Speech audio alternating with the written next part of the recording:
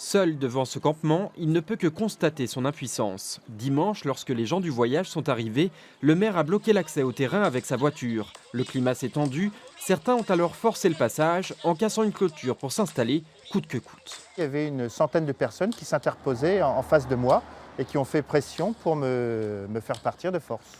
En tout, 155 caravanes et près de 400 personnes se sont installées sur ce terrain municipal qui doit accueillir prochainement un programme immobilier.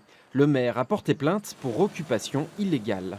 La gêne, c'est que c'est un terrain privé de la commune qui a une certaine destination et qu'aujourd'hui il est occupé illégalement.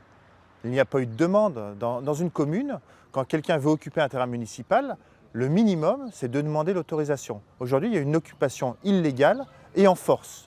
Les responsables de la communauté n'ont pas souhaité s'exprimer, mais hors micro, ils assurent que les aires du Rhône sont trop petites pour accueillir leur groupe. Le département dispose en tout de 4 aires aménagées, mais pour certaines associations, il peut encore améliorer son offre et devrait mieux se coordonner avec ses voisins. La question qu'on se pose, c'est de savoir s'il faut une 5e aire de grand passage dans le Rhône. Moi, je pense que la première question, c'est de, sur les 4 aires existantes, d'en avoir une qui accueille des grands groupes de 150 à 200 caravanes, donc peut-être par agrandir une des 4 aires. Je ne suis pas sûr qu'il en manque une 5e si la coordination départementale est vraiment effective. En route pour le sud de la région, les gens du voyage ont prévu de partir à la fin de la semaine et ils se disent prêts à payer les éventuelles réparations.